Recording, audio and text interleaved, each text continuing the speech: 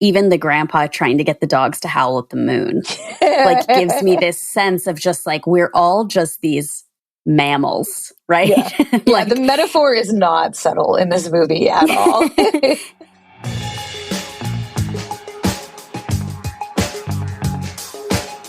welcome to Feminist Frequency Radio. This is the show that asks you to be critical of the media you love. I'm Kat Spada, and if you can't tell, I'm still under the weather. I feel like I was going to disclaim this later on, but I can already tell my voice is not her usual self. So that's me, but that's me still here bringing you a podcast episode because today we are wrapping up this season of the podcast just as we started it, with Anita Sarkeesian returning for an episode where we talk about a classic movie that we both love and could watch over and over. Yeah. Thanks for coming back for this ep. Hi. I love this fucking movie so much. I was like, you messaged me being like, do you want to do a podcast on this? And I was like, absolutely, I do. I don't know how much I have to say, but I could watch this movie forever. Yeah, because we're talking about Moonstruck today. And Moonstruck, this year, by the way, I saw this movie on the big screen for the first time. Me too. Whoa. Were we both at the Draft House screening of this movie? No, I saw it at the New Beverly. Okay. I know that this movie had like a resurgence during 2020. I feel like a lot of people said this was a good lockdown movie, but this is one that I feel like it was on TV and I'd watch it. And then in the last few years, I've watched it like several times. Like I've gone back to it because it's delicious. I guess our first episode of this season, we talked about Patrick Swayze and Dirty Dancing, and he's like the quintessential romantic leading man. But in this one, we've got more of an unconventional one. Nevertheless, has stood the test of time. Nick Cage, opposite Cher, in Norman Jewison's Moonstruck. Written by John Patrick Shanley, the 1987 film finds Cher as Loretta Castorini, a Brooklyn widow living with her parents and grandfather and 5 dogs. When her boyfriend Johnny Camerari proposes to her, he asks that she reach out to his estranged younger brother Ronnie while he goes to visit his dying mother in Sicily. What follows is an operatic tale of love, passion, infidelity, fresh bread, and a show-stopping movie makeover with a supporting cast that includes Olympia Dukakis, Danny Aiello, and John Mahoney. Anita, what's your relationship to Cher? I feel like maybe she's related to me. This is my thing, is Cher is somehow my long lost aunt, maybe? I don't know. Anyways, we have the same last name. Which I'd be like, yeah, totally. Who has my last name? But my last name is extremely common, so it is not, there's such zero likelihood that I'm related to her. But I feel like she's like the Armenian queen goddess of pop culture for me. No, she is like literally the goddess of rock, or goddess of pop, I feel like people call her. Yeah, like there's something so charismatic and amazing about her. And, you know, she started, like, she's known for music, but she got into film and like was really good at it. And like she plays similar-ish characters, I think. Like Mermaids is another movie I would put in this category of like comforting family drama comedy. And there's just something I find extremely appealing and charismatic, and like it's hard to look away from her when she's on screen, you know? I think she does such an incredible job of like taking up the right amount of space with the right amount of energy. And her hair. Oh my God. Her hair is just... her hair. And when you look at pictures of her at like 18 or whenever she first hit the scene, and she has that just like thick, long, straight, dark hair, like every starlet at the time was blonde or was like Audrey Hepburn, you know, like she had this knockout look. This movie is so interesting. 1987, you think about like Cher's 40.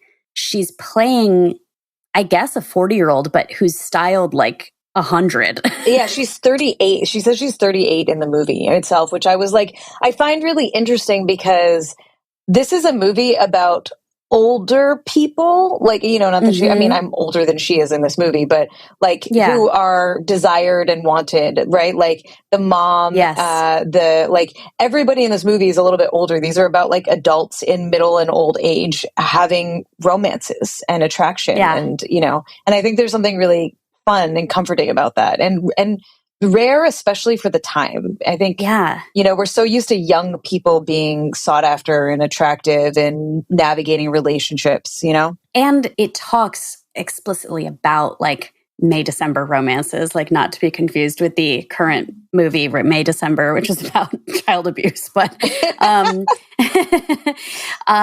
which is also, great. So Cher is 40 years old when she's playing this role, and so she's cast appropriately to the age of the character. Nicolas Cage, her primary love interest, is 23, which is also fucking bonkers in the grand scheme of patriarchy in film, like it's usually the other way around. And not that I think that this is necessarily okay. I think it's worth noting because of how unconventional that is. And there's no For sure. comment, observation, like there's no reference to it at all in the film. So he filmed Raising Arizona and then Moonstruck like within months of each other. And then I think they came out, within months of each other in 1987. I love Raising Arizona. It's one of my favorite movies. And he's so strange. I mean, Nick Cage is just a strange man. Like he's strange today. He was strange then. He's got a missing tooth. He's got like his crazy hair, like that he's 23, but he's also he's not like a character who shows up to be like the hot guy unloading packages out of the truck who's like there to seduce her. Like, but he definitely is there with this like sexual energy that his brother, her like / rival, who's, by the way, Danny Aiello's in his 50s at this time playing a 42-year-old. And like, but they seem age appropriate. Like he and Cher seem like the same age. Yeah, like I would have guessed that he's supposed to be in his early to mid 30s in this movie. So like, I don't know what they did with Nick Cage to make him seem older than 23, but he really doesn't seem that age. So it's worth... So I've seen this movie maybe 4 times now. The first time I watched it, I obviously fell in love with it, but I thought that Nick Cage was like really wacky for the tone of the movie. Like I thought that his character was like way more eccentric than everyone else, and that stuck out to me as bizarre in terms of the tone. Yeah. As I watched the film more and more, I was like, it actually works. Like everyone is a little wacky in a way that I think fits together. And I would say one of the things about this, I have no love for Nick Cage. Like I don't hate him. I don't dislike him as an actor. Yeah. I don't like him as an actor. I'm very Nick Cage neutral. Like I don't really give a shit about him one way or another. I think the magic of this movie is that everything works perfectly. Like the dialogue, the casting, the acting, the set design, like everything about it is like this perfect synchronous mix that just feels like magic. And one of the only other movies in this kind of orbit that I think there's lots of movies that work like this, but every now and again one sticks out at me, and like Batman Returns is one of my favorite movies as well, and is also one of those movies where you're like, every single person that worked on this film knew exactly what this movie was and did it, and it just fits like a puzzle piece. Whereas I think sometimes films, like, you might like it, but like this kind of sticks out, or this doesn't quite work, or like it doesn't stick the landing or whatever. And I think Moonstruck does such an impeccable job of being what it is. Yeah. Well, I want to speak to the wackiness of him in this movie, because like, we could talk for ages about like the Nick Cage thing, but when you like, this movie makes me wish I had a better literacy of opera, because I feel like that's what's happening, is that like this is an opera, and in operas I think there are like archetypal characters, and there's probably like I'm sure, like if I knew, I'd say like, oh yeah, the contralto always does this, and like the alto always does this, but he's like this character who comes in to be like shouting and screaming and sweaty, and he's all like, he's the animal, like he's sort of this animal character. You mentioned set design. That is my number one mystery of my entire life. And like, if I ever get a chance to hear from the production and set design of this movie, is Ronnie, his character's apartment.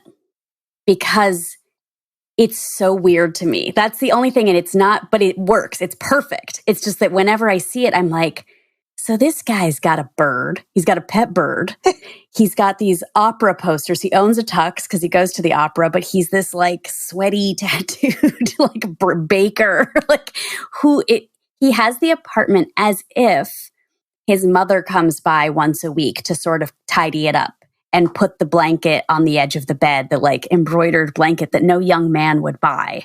Like an older woman would buy that blanket or that rattan shelf thing, unless he just got it from like the women that he works with or the women in the neighborhood. Like there's something so interesting to me about his apartment, but his mother's dying or not dying in Sicily. So my story, that's why I'm like so curious about it.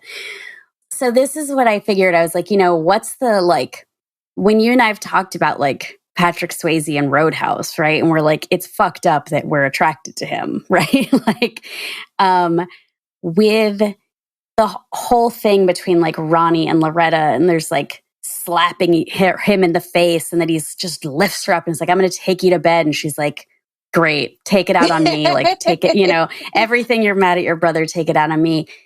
I feel like the movie answers all of those questions. That's also what I really love about it, is that it answers the questions of like, guess what? Everyone's afraid of death. Not just the men who chase women, but also Loretta and also her mother Rose. And like all of them know that like life and everything in it is impermanent. So if the moon inspires you to have passion for a night or two, that's part of life. That's what living is. So this movie is like an extremely problematic movie that is so easy to ignore those pieces because it works so well. You know what I mean? Like, the perspective of this film is a very old school, very, very gender rolled perspective. And so there's lots of like cringy bits in it that somehow don't ruin the viewing experience. That's at least my experience of it. So like, and I appreciate at least that it's like, everyone is fucking around. Everyone is thinking about fucking around. Nobody is really very happy in their situation. And so it's not just that like men sleep around, because she also is too, but there is a lot of like very traditional gender roles in the way that this, and not just the roles, but the way that we think about who like, the traditional gender roles, the way we think about gender in this film. One thing that like is I never really understood, so maybe you can explain this to me since you brought up the fear of death. But the mom, she's like, my husband is cheating on me, and she's sort of like a little bit resigned to it, but then she starts to be a little like ethnographic about it, and she starts asking all of these men, why do men chase women? Why do they need more than one woman? And she's already made up her mind on the answer. So she doesn't accept any answer until it is the one that she has decided it is. And her answer is that men chase women because they fear death. And I don't really understand what that means. Like, is that some Freudian thing? I think that's her, like, she's really reducing it to being about like men chasing women.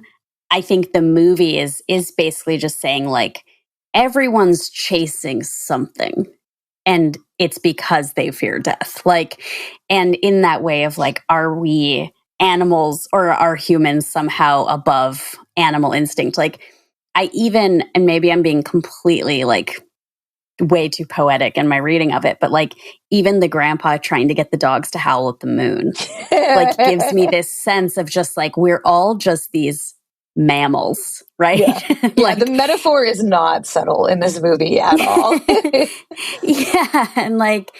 and there is this, it is a weird, like it's a strange perspective on infidelity. Like it's almost like both too conservative and too liberal in the sense that like everyone's just like, infidelity, it happens, but also like there's no in a structure in which like it is default wrong, like in a structure in which it's like, not ethical in any way, like because it's all in secret and because of, but then at the same time, like when Loretta and Ronnie show up at the end with love bites on their neck, the mom's just like, like I love her so much. You little scamp, like it's kind of just like, why are you blowing your life up? Like, it's not her being like, you got to go to confession. I can't believe my good daughter, everyone's just kind of like, like you're going to get into a mess. And I think part of the appeal of the movie too, I mean, so these are privileged people that are fairly wealthy and like comfortable. And I think that there's something in it around the like complacency that happens that I think people can resonate with, of like, bad things happened. I'm just going to accept that this is reality now. And so like Loretta just accepts that like she has bad luck, which is fucking hilarious because in the airport, there's an old woman who's cursing the plane and it's so cute.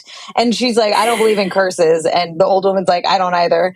But she spends the whole movie saying, I have bad luck. And so she just resigned to this fate of like, nothing good will ever happen to me. I can't have love again. I'm going to just marry this doofus because that's just what I deserve now. That's the best that I can get. Yeah. And then you have Ronnie, who's like, this woman left me because I'm deformed, is the way she describes it. And that's just the way it is. And I'm going to be sad and lonely forever, even though all these women want me. With, the woman at the bakery and stuff like that. Oh and my God. Sometimes I talk about how like those of us who suffer from depression, like chronic depression or cyclical depression, like there is a comfort to that feeling, even if it's a shitty feeling, right? Like there's a knowingness of it. And I think that this movie really pinpoints that feeling of just like, this is the way it is. And I can't expect anything better. And so when you get this little glimmer of better, there's the tension and the fear of like, can this be real? Yeah. It plays out in a lot of different ways. Like this movie has so many good supporting actors with like one scene or a couple of scenes. So like the aunt and uncle, for example, they're really complacent in their marriage or in their business. But then even they're not tempted, like no outside thing happens. But like they have that shimmer of like, oh, it's not just the same thing every day because look at La Bella Luna. Like we're going to have some passion tonight. And then, oh no, our money wasn't in the bank. Like there's some drama. Like that life is interesting even when you think it's not going to be interesting ever again. Yeah. I mean, obviously this movie is just written so well. Like, and I didn't remember this movie being funny from like earlier viewings. And now like I laugh out loud the whole time because the lines are so good. And the way that they talk about like love, like the way Loretta and her mother Rose talk is so, they just speak the same language. It's not a story about like a woman who's like lives at home because she's widowed and it's kind of a bummer. It's like, nah, the mom makes her breakfast and she goes, oh, you're going to marry this guy. Do you love him? No. Good. Yeah. Like they just like they have this understanding of how to like kind of protect yourself. And then when it all gets thrown out the window, everyone's just like, well, that's life. So part of the comedy, I think, too, is the family and the family dynamics. And, it's this like big, loud Italian family that's, supposed to be kind of traditional and whatever. And there's, despite the father cheating and his infidelity, there's such an openness with the whole family and such a like honesty and openness and like almost non-judgmentalness, even though, like the dad doesn't like the fiance, but it doesn't matter. And everyone talks about that and it's okay. And like, no one's hiding anything from each other and no one's hiding their opinions about things from each other. And there's like something really appealing and sweet about all of that. Yeah. I want to talk a little bit about the two men who are, I don't know, behaving like cads, like just to kind of paint it with this like very broad brush. But the father, who he has a girlfriend who, by the way, is also like not a young woman. She's like very much an age appropriate woman that he is lavishing with charm bracelets and taking to the opera. She's the female version of the fiance. Like kind of dumb, kind of whatever, just around, like a place filler. I'm happy to be here. Yeah, and like there's a scene where he he's telling her, oh God, they do this so fucking well. He's at work and he's convincing people to buy copper pipes because he's a plumber. And then he literally repeats the line to her and she's like, wow, you're so impressive, you know? And you're just like, he just wants that adoration, you know, and like, it doesn't matter. You've got such a head for knowing, she says. Yes, she does. It's so good. But then at the end, when his wife confronts him at the breakfast table with everyone around, and she's like, I want you to stop saying her. He gets up and he slams his hands on the table, and then he sits down and he says, I love you. It's like he is also resigned, like, oh, I'm some rich man, like I'm Tony Soprano, right? Like I can go out and have girlfriends. It's like, no, I'm a plumber who loves his wife and who got caught out, and this is over now. And I can be pissed off, but like that doesn't change the fact that, yeah, of course it's over and I prioritize my wife over this. Yeah. But then the John Mahoney character, this is one I really wanted your take on, because like I kind of love that like there's no bullshit about this character. Like when he is confronted with what he's doing by sleeping with his students, and he's this like side character who's not a part of the story. He's just at the restaurant and he takes his student/girlfriends out there and they always throw a drink in his face. And both Loretta and Rose are like, well, she's too young for him. Like that's why she's throwing a drink in his face, not necessarily because they had a fight, just because this is destined to fail. But he also desires Olympia Dukakis. And that whole thing is great. Interesting. So what I love about it is that she's sad and lonely, and she wants, like, you know, they set it up that like he's listening to this music, so she's not going to get laid tonight. And like, you know, she just like misses her husband who she loves. Right. And she goes and she sees this guy doing this stupid shit, and they end up having dinner together. And she's like, why not have dinner with this guy? And she just like fully calls him out. She's not like pandering to anything. She's not like trying to get affection, but she's getting that little bit of like, I know I shouldn't be doing this energy. Right. Yeah. And then at the end of that scene, when they walk home together and he's playing all of the bullshit cards of like, it's awfully cold. Can I come up? Do you want to go to my apartment? This and that, blah, blah, blah. And she just like, this isn't going to work on me because I'm not 12. She's like, I know myself. Yeah. I'm not doing this. But there's something so tender about that. And like, he looks like such an immature, like little dummy that has done this a million times and it's worked before. And he's just like, holy fuck, this like mature older woman who knows her shit, you know? And also like that they are even more complex in this exchange than they could be written. Like he finds her beautiful because she is. Like he's a man who can understand and appreciate a beautiful woman. It's not just that he's one of those guys who's like, blech, she's over 25, get out of here. He's like, no, of course I'm walking home with a beautiful woman. And she also doesn't like confront him the way I would. You know, like if I was in it, presented with the opportunity to be like, you fucking asshole, like stop sleeping with your students, you dick. I'd be like, you know, to me, I'm like, ugh, get a life. She's just like, oh, you. Yeah, like, it's so charming. Why are you doing this shit? Yeah, like she doesn't need to get angry about it because it's just like this comedic, like ridiculous, stupid thing that men do, and she's had lots of experience with that. I also think that his character is also another character in this movie that's just like complacent. This is my fate. He has this whole monologue about how he like dates them for a couple weeks, maybe a couple months if he's lucky, because he's fucking bored, and he gets this little glimmer of hope and this little glimmer of attention and desire. And like this whole movie is about complacency and seeking out these little moments of connection. Yeah. And he's really not even that defensive about it because like he knows she sees right through him too. So when he explains, he's like, yeah, I like being seen as smart and exciting. Like when it starts with these women, they see me as the young man I used to be, or they see me as like the big, powerful, strong man. And then they see through it after a couple of weeks. Like he gets it. And And then she, after he gives this long speech, just says, "What you don't know about women is a lot." Yeah. It's so good. She's so good. And I think like the way that she does it, like you're saying, like, I think we would just be like, you fucking piece of shit. What's wrong with you? Like, there's something way more powerful about the way that she does it, right? They're just like, you're not really worth my time. Like, here's a nugget, take it or leave it, buddy. And she also, like, there is a frisson between them, right? Like, the fact is that, like, if she were a different person, she would invite him in.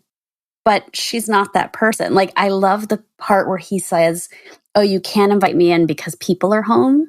And she's like, "No, I can't invite you in because I'm married and I know who I am." Like, it's not that she's not like susceptible.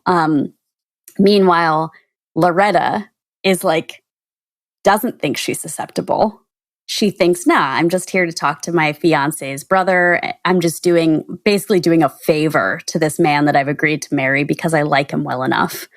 And then, like, it's just like, it's all about then eating a bloody steak and being thrown into bed. Like, she is like, this is where I watch it and I think, like, oh my God, this seems like deeply anti-feminist, in the sense that she's like, wow, I really loved being possessed by this man, and now I'm going to go get my gray hair dyed and I'm going to get a makeover and do a shopping spree.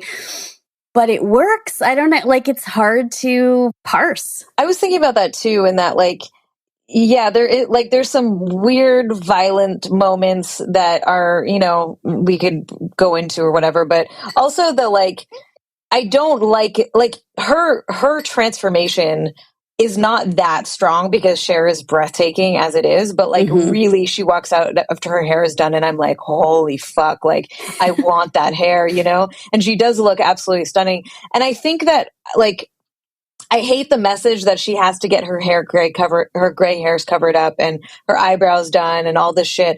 But it really is like, she's making an effort when she hasn't in a long time. And like, she's making an effort because it makes her feel good. And like, yes, there's a lot of complicated things in what I just said about what it means to make an effort, what it means to be desirable and feel desired. But like, if we just take the context of the movie and the context that it's coming out of, there's something really kind of exciting for her in doing that. And I think that we get lost in that feeling of, she is finding joy in the excitement of it all, you know?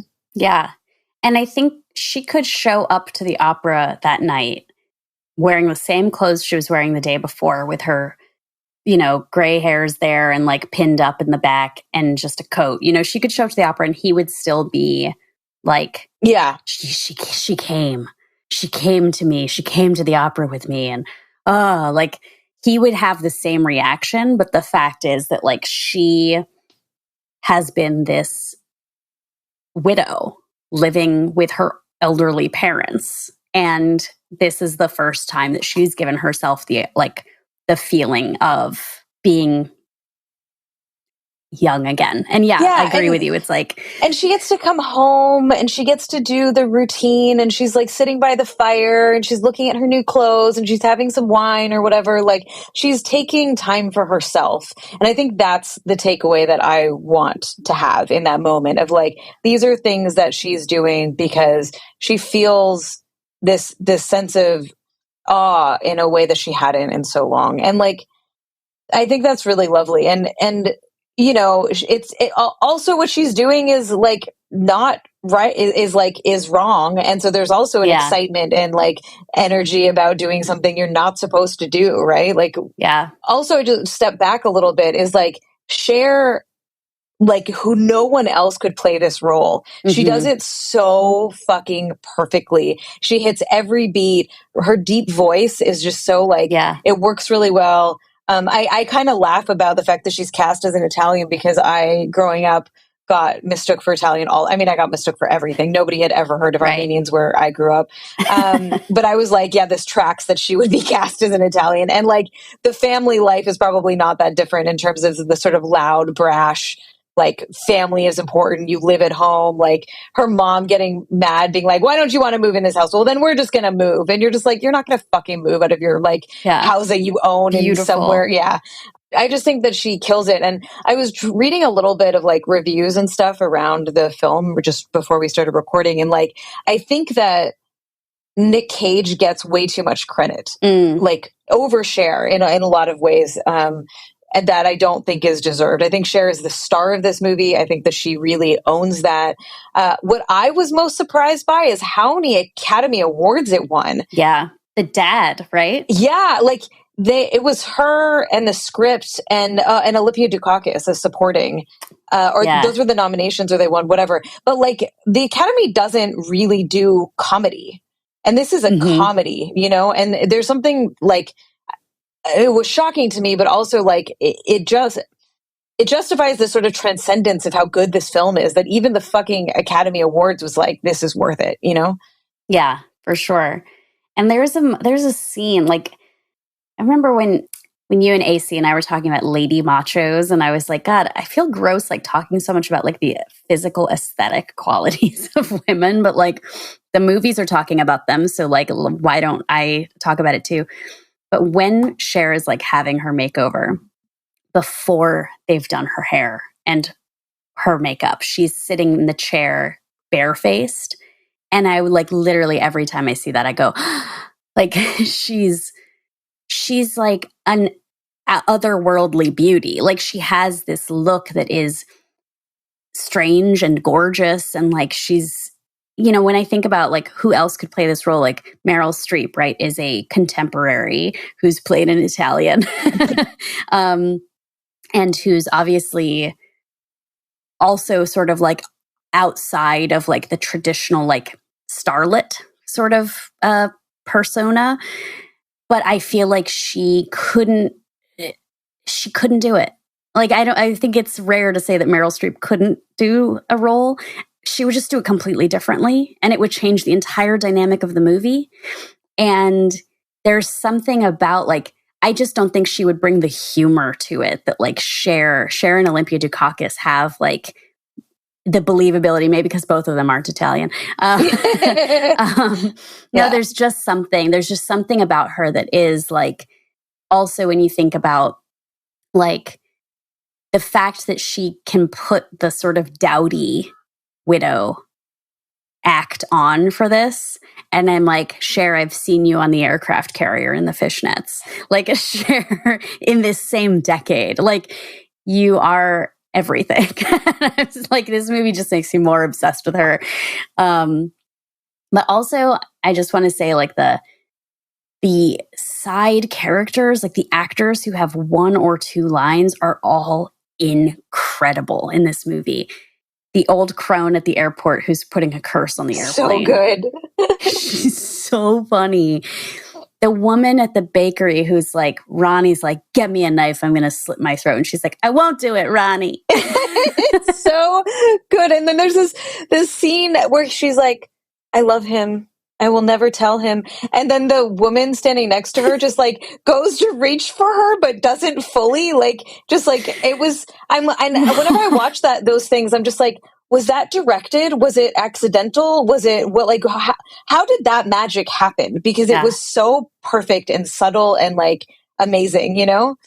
Yeah. Like the other men at the bakery when Ronnie's giving his whole spiel, I lost my hand, I lost my bride. And they're just kind of like looking around like, we got to do this again. Like, you know, like, it really is just like impeccable. Yeah. I like kind of going back to the relationship between the mom and the daughter, right? Like we were commending the mom for just being like, she knows who she is. She's willing to call shit out. She's like, whatever. And Cher also has that energy where, Lorena, where when she goes to confront Ronnie, she just like, I don't think that's your brother's fault.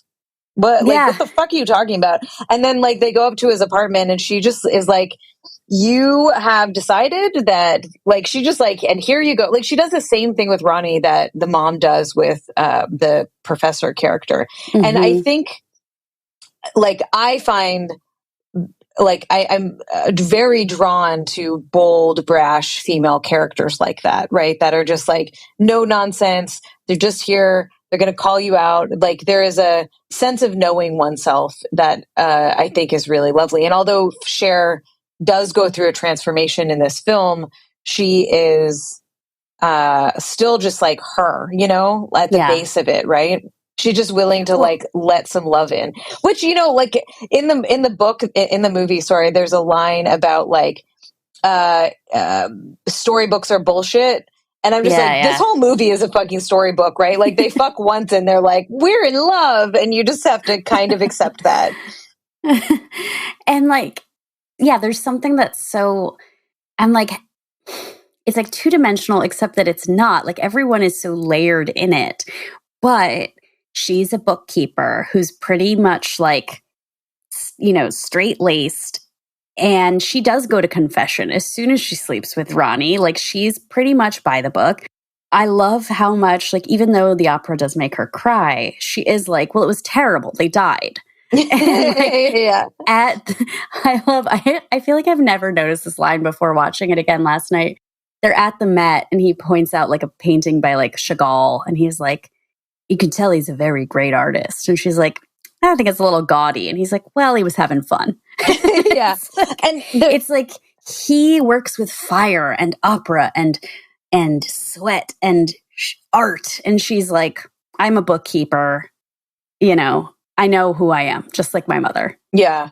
And there's also like the scene with the art, I think is interesting because it is a contrast to his brother, right? Like this guy who is this like tough, angry baker dude is educated or is like cultured, right. You know, I like, it's kind of gross to say it that way, but that is what they're setting up, that like he cares about like things and he has interests and, you know, where his brother just cares about his mom, which his mother character is fucking hilarious too, right? Like she's just in bed, like wailing and then, you know, whatever. And she's dying, but I can still hear her big mouth. And they do such a good job. That character, the mom character is so alive, even though you see her once. And part of it is the stereotype of the mother, like the shitty mother-in-law, that like the trope of that allows us to visualize it better. But I think that they do such a good job of like this, that we understand this mom so well, you know? Yeah, I mean, but that's all comes back to my question about the production design of Ronnie's apartment is like, who is this guy? Like, who is this guy? Like, he's so eclectic, I guess. Yeah. We've only known him for 2 days, so. Well, and we don't know what he was like before the accident, right? So that could be, like, he's probably lived there for a long time because he cut his hand before the tragedy, and, you know, like, maybe his apartment was what it was before and he's never done anything to change it. And I'm also, sorry, I'm going all over the place, but she just has a steak in his fridge and she just like fucking makes him a steak. I'm just like, okay. And then he's like, wow, this is really good. Wow. And I love that she's like, you are an idiot. And I need to reassess the situation and recreate the environment so that I can tell you that you're an idiot and get you to come to the wedding. And I'm going to cook for you to do that. You know? Yeah. Yeah. Oh, God, this movie. It's wild and perfect. So it really is. It's so good. We'll be right back to share some freakouts. What's your freakout? Now it's time to talk about what's been thrilling us, moving us, upsetting us, or infuriating us this past week. Anita, what's your freakout? I am freaking out about books, like I always am. Although I should freak out about wheelchair support in airports, which I now know so much about. But anyways, that's different. That's a different freak out.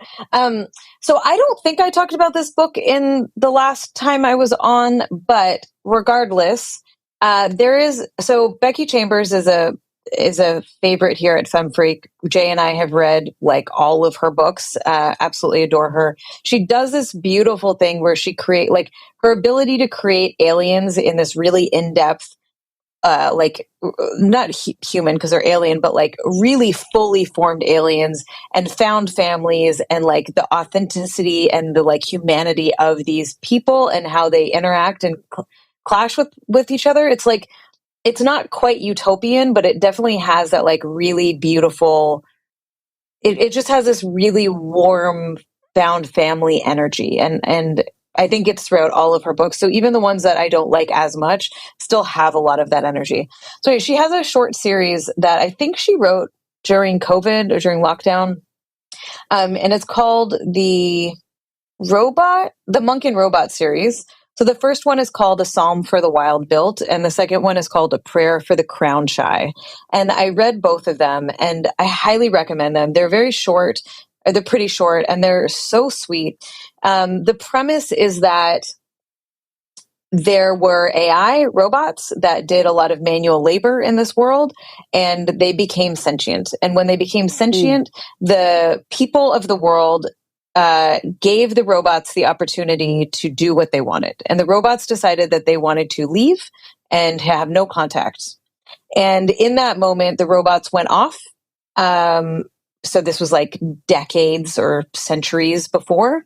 And then the people of this planet or this Earth, this type of Earth, decided that they had made a lot of mistakes and needed to rebuild the world in a more sustainable way. So the story centers around a young non-binary person who is kind of having a bit of a crisis in what they want to do with their life and decides to change careers. And they end up going around making tea and offering comfort to people from town to town.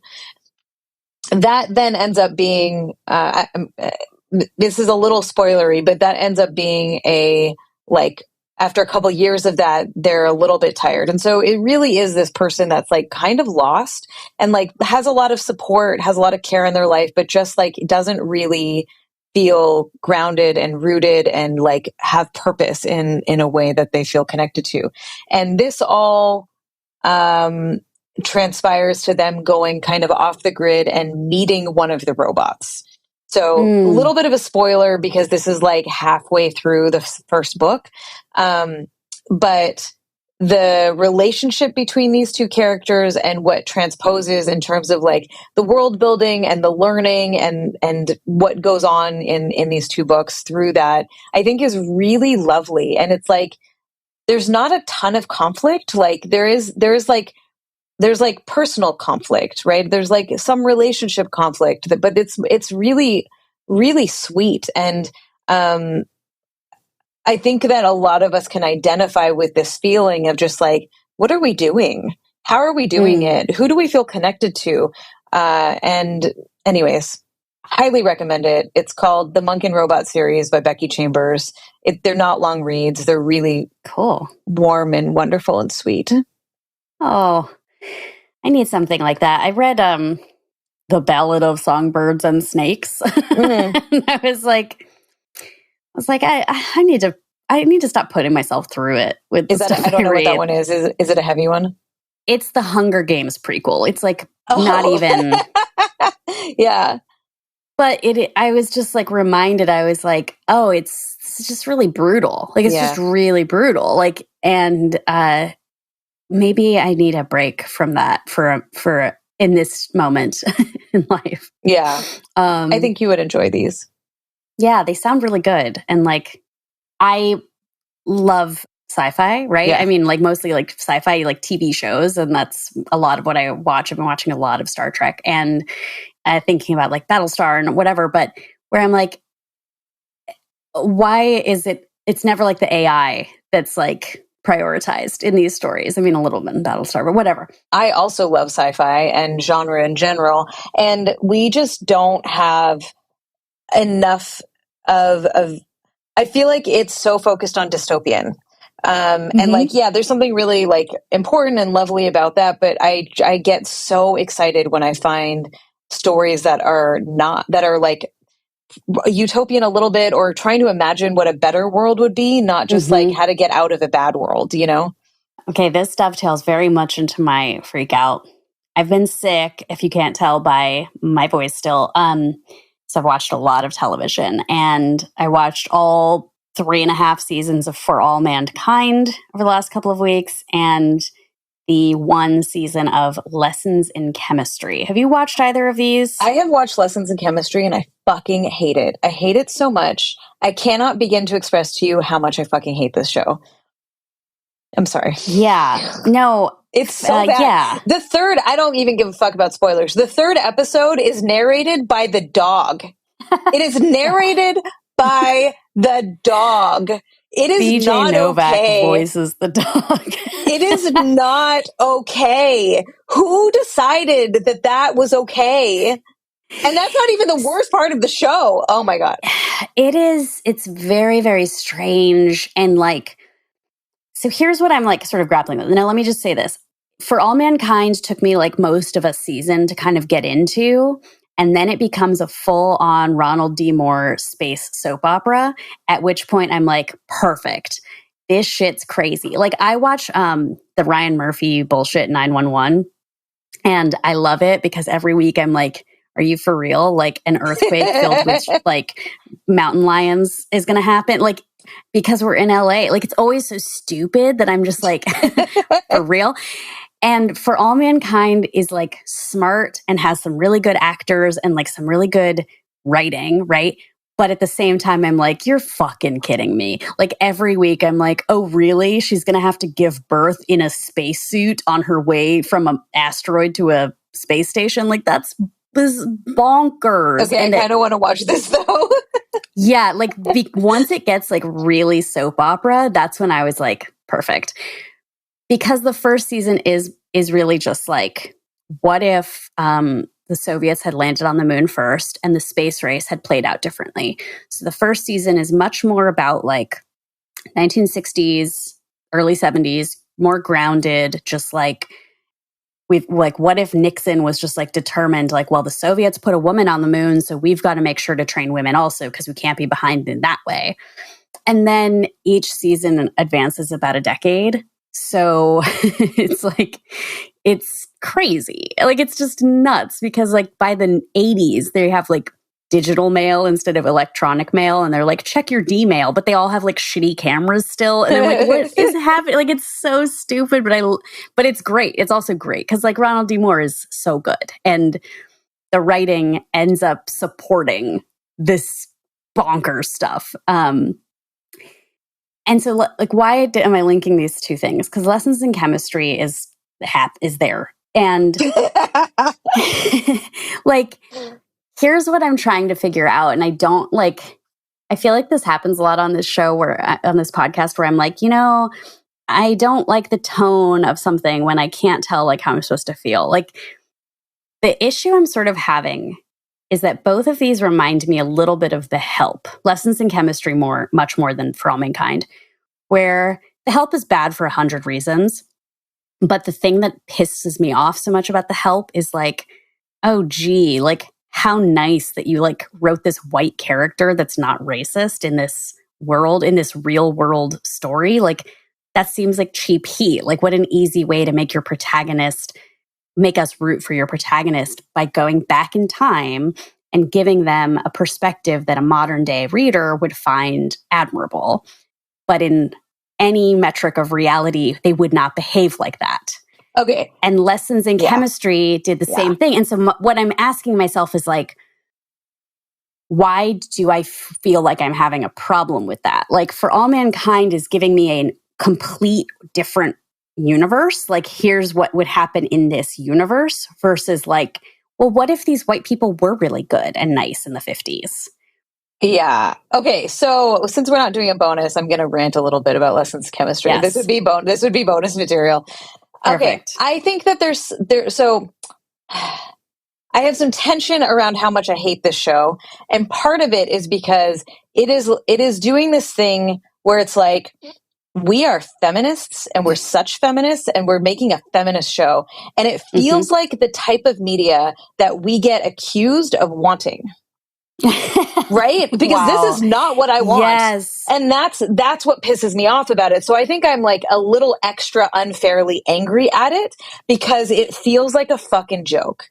Right. And it feels like an imaginary world of where we want everything to be this explicit all the time. The other thing is, I think the show sucks. Like, I think it's just a badly paced show and it like does not do justice to like the emotional beats that it needs to do. And I fucking love Brie Larson. So like that was part of the appeal of watching it. But I think what's happening is that she's a pick-me girl. She is autistic, and she's not like the other girls, and she's really smart, and she's not vapid like the other girls who even though she's so much more beautiful than everyone. Yeah, exactly. And so she's just like not one of them, and therefore she's fucking cool and dope and amazing and smart, and it like creates this tension between, which is not a feminist value at all, right? And so I think it's cool to have a main character that's autistic. I think that what they do with it is bad, in that they make her like this fucking cool ass, like amazing, different, like her difference is what makes her better than everybody else. And I don't think that's the message we want when we talk about disability or ableism, right? And then they do this thing where the guy that's the genius guy or whatever, they have this like not earned romance that nobody gives a shit about, no one in the audience cares about, and then all of a sudden he's fucking dead, and we still don't care, and we have to deal with the fallout of this for fucking ever, right? And you're just like, then she's a perfect mom, and she's a this and that, and blah, blah, blah, blah, blah. And I'm just like, it doesn't earn any of its beats, and it's trying so hard to make a statement that it makes it exhausting. Like, I cannot tell you how many times I'm like huffed watching this show, just being like, oh, come on already. And then that's not even accounting for all of the shit around the, like, we're the good white people.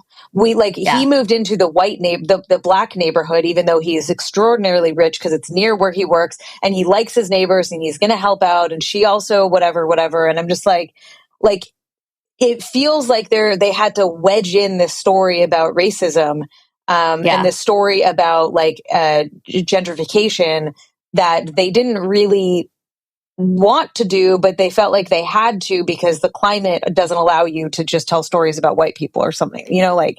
And I don't know if the book goes further, but like it also doesn't solve any of those issues. Like at the end, like, don't worry, like a rich unknown granny comes in to like solve all of our heroes like money and chemistry woes.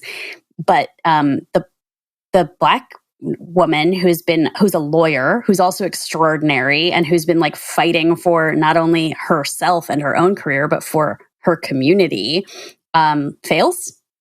Yeah. Like, and like, that's true to history, right? Like in the sense that like she isn't able to like convince the city council to like go against the freeway thing. But like, I was like, oh, where's her happy ending? Like, you know, and the only conflict that they show around that is that she, the Brie Larson character like calls her one day and is like, these things happened to me, and is ignoring the fact that this horrible thing happened to her neighbor that they lost or whatever. And I'm like, that's not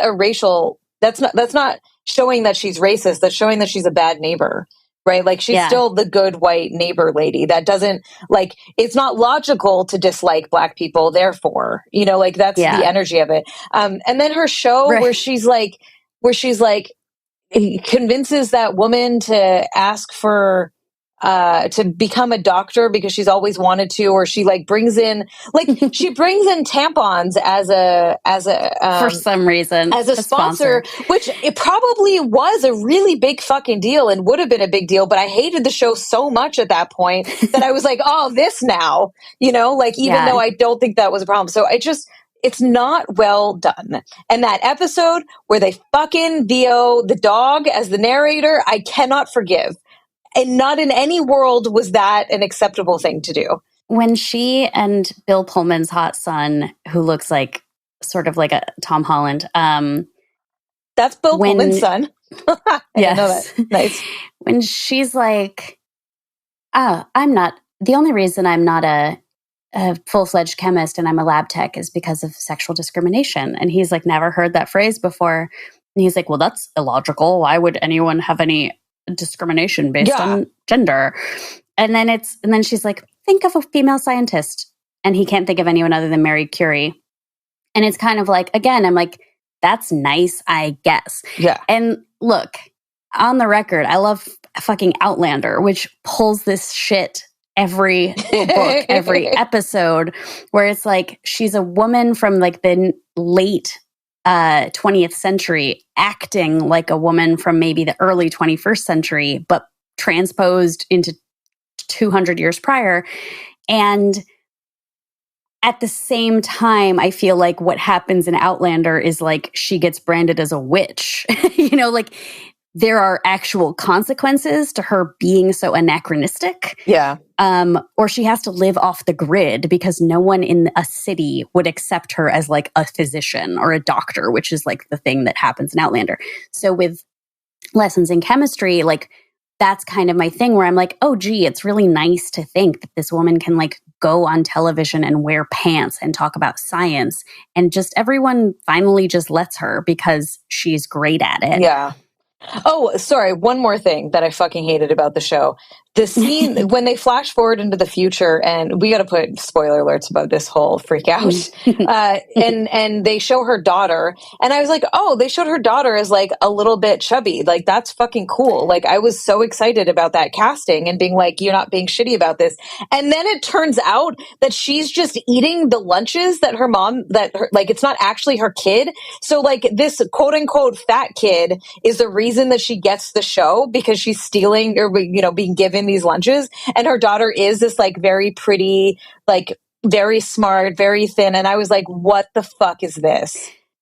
I am so glad you brought that up because I was going to say like my other like peccadillo or like whatever with this show is, there is a line later on where someone asks her Brie Larson's character how she like keeps her figure or whatever, and she's like, oh, it's mostly genetics and stress.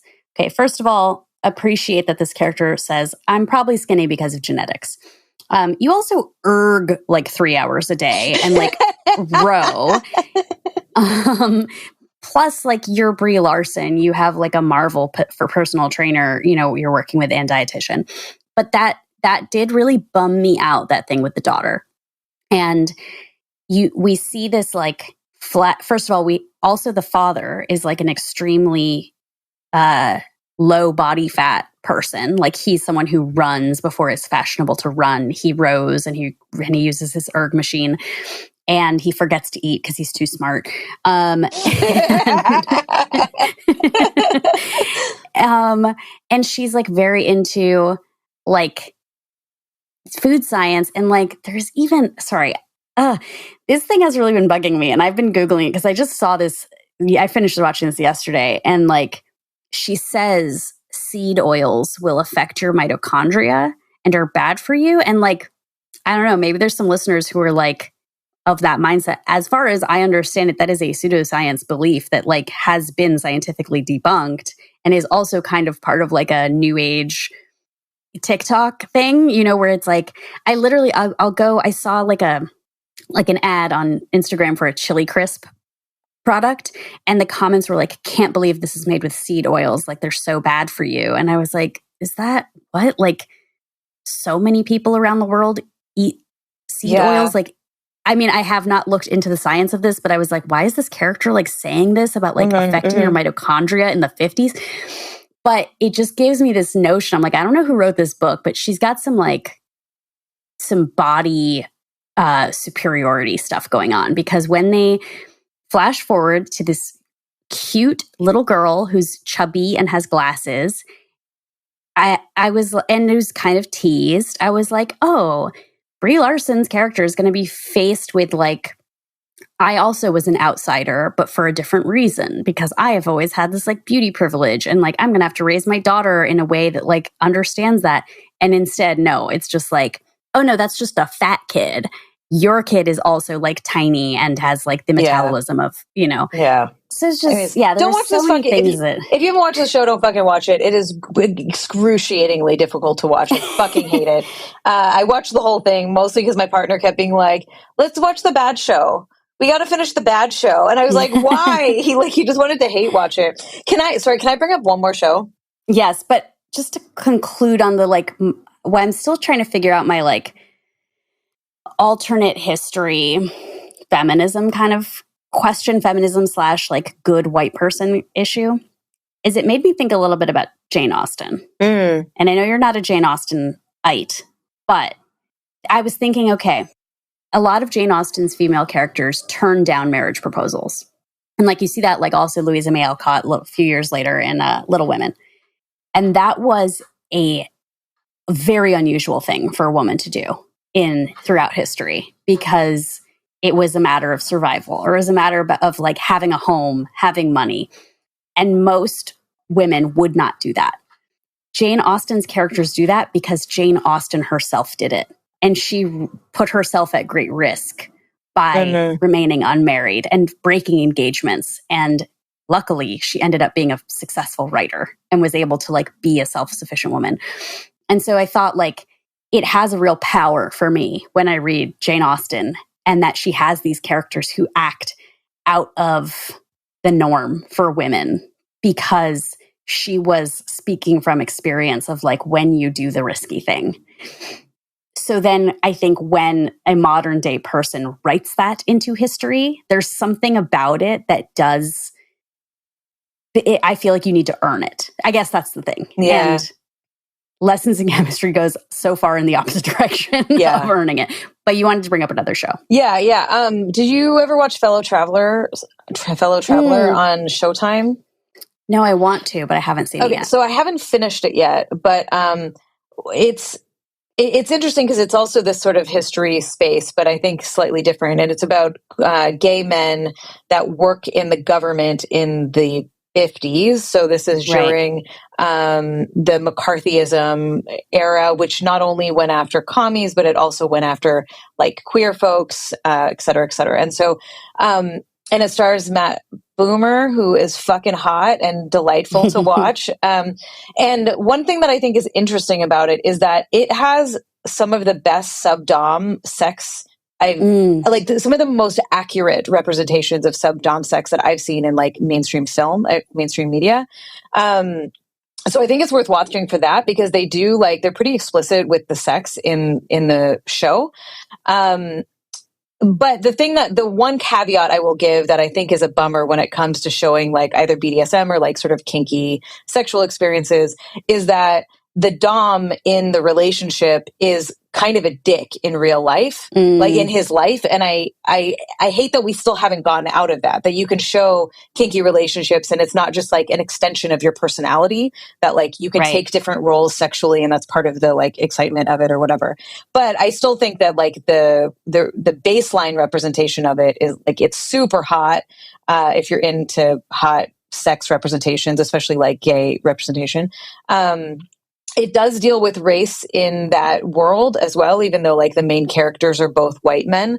It does also interact a little bit with the AIDS crisis in the 80s as well, because it kind of goes back and forth in time. So it's interesting. I don't think it's like, it's not blowing my mind, but I'm definitely like engaged in it and curious about it. And it is like a timepiece. And it, it's also, there's a little bit of like, are we still telling stories about oppressed people being oppressed and they're suffering all the time and all that kind of thing? But it does feel like an interesting take on it, I think. I definitely want to check it out. I had read that the creator was very determined that every episode would have hot, accurate sex scenes, but that they would also be like some things you'd not seen on television before, or that they would push the story forward. And I'm very interested in the Lavender Scare, which... spoiler alert, pops up a little bit in For All Mankind. Yeah, really nice. In like oh my God, there is like a whole, like a 4-season long plot line about a double beard relationship. That is so funny. Like, it is so funny. I can't wait for you to watch the show, but like, it does take like 6 episodes or something before it kind of like really gets there. So be warned.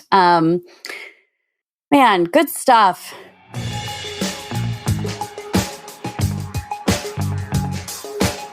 Sorry, that went on way longer than you wanted to record today, but we haven't talked in so long. I know. And that is the fact today, folks, because I'm still wrapping up this illness of mine. No bonus, but I think we covered everything in the main episode today. Anita, thank you for joining me and talking about Moonstruck and all of these bad and good shows. Where are you hanging out on the internet for people? I'm so not online anymore, but I'm around sometimes still. So my handle is at Anita Sarkeesian on Twitter, which I haven't looked at in a million years, Instagram, which I'm on more, and Blue Sky. I think I'm around Blue Sky, which is, I don't know, AnitaSarkeesian.bsk. So I don't know. You can find me. Just look my name up. I'm Kat Spada. You can find me online at cat_ex_machina. Please be sure to follow Feminist Frequency at FemFreak.